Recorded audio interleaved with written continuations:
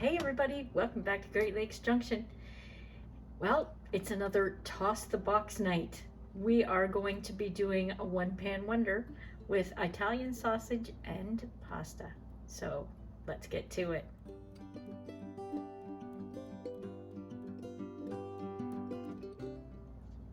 So all I have here is a pound of Italian sausage. We make our own sausage, so it's not in casings. If you have sausage in casings, just cook it and slice it up. It'll work just as fine. Or you can take the casings off and crumble it and cook it that way. An onion, one sweet pepper, doesn't matter what color, whatever you have on hand. I have some mushrooms I chopped up. Unfortunately, they're canned again. I don't have any fresh. It's been crazy busy around here. So we have 1 pint of chicken stock. You can use plain water if you want. I'm just going to use that for added flavor. And 1 can of diced tomatoes. No salt for me. If you have salt in yours, that's fine. And 1 package of egg noodles. So that's it. I'm just going to fire up the stove and we'll get to it. So all I'm going to do is heat up a little bit of oil in the bottom of my frying pan, maybe a tablespoon. My sausage is very dry. We used a lean pork, so there's not a lot of fat in it, so it doesn't create a lot of grease. But I just want to saute my onions and my peppers just for a minute before we get to doing our sausage. So I'm just going to dump in my peppers and my onions and start them sauteing because they take a little bit longer than the pork does. Not much, but a little bit.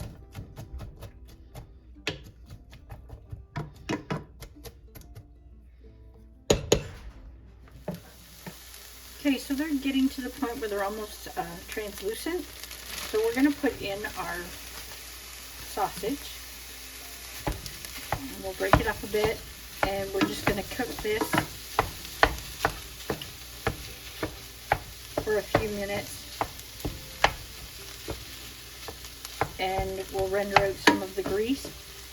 And this has got to cook with the noodles in it for a good 10 minutes. So even if your meat isn't completely cooked through, it will cook through by the end. Okay, I'm just going to add our mushrooms and let them get warmed up a little bit.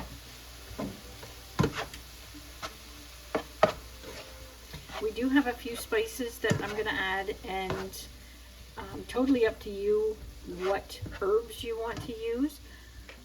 I have a teaspoon of onion powder and a teaspoon of garlic powder.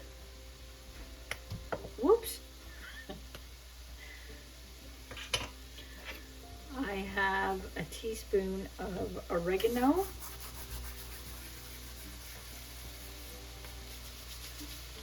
And a teaspoon of basil.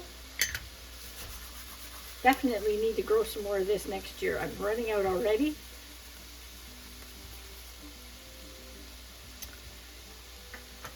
And that's it for spices. If you want to add salt and pepper into this, you could. I always leave that to the end, and if somebody wants salt, they can add that in themselves. There's a lot of pepper in our sausage, so I really don't need it in the dish. So I'm going to add our tomatoes in there now.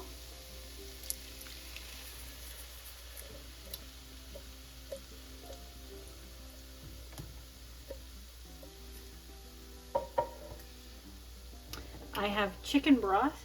You could use beef broth if you like.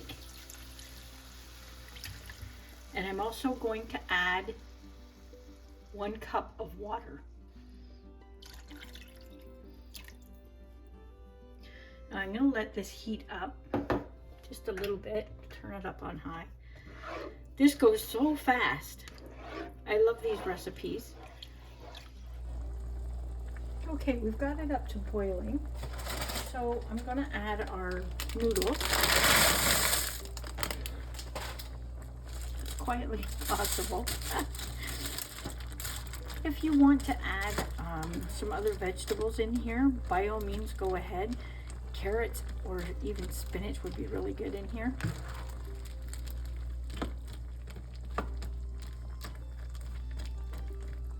Get that pushed down into the liquid, and I will leave the recipe in the description below for you, so you know exactly the same amounts of everything I've been using. The only thing I didn't tell you that I was using here is 1 cup of sour cream, and that's for the end. So we're just going to turn it down to medium-low. We're going to put the lid on there, and we're going to leave it sit, and we'll check it in 5 to 10 and give it a stir.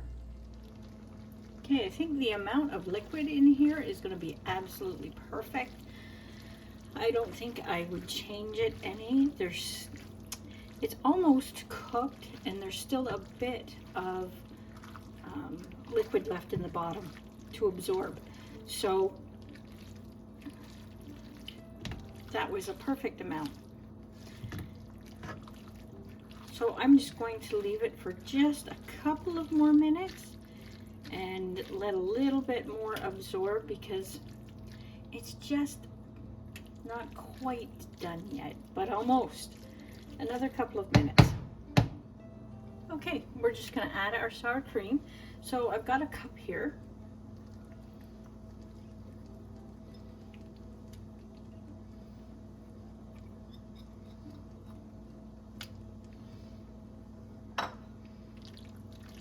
We're just going to toss that in, give it a little bit of a creamy texture.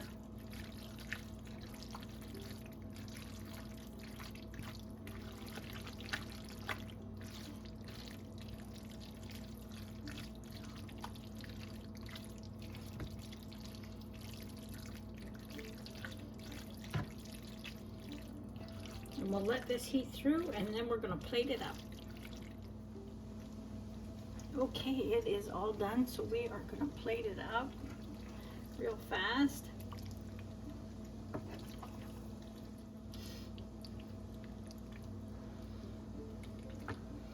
I am just going to top it with a little bit of Parmesan cheese, and that is it.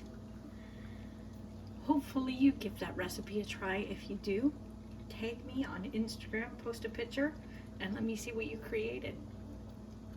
It is a great, versatile recipe. You can change it up a little bit if you want.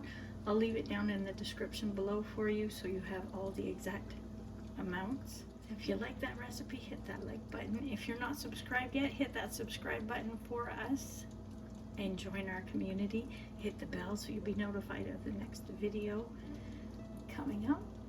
Until next time, stay safe.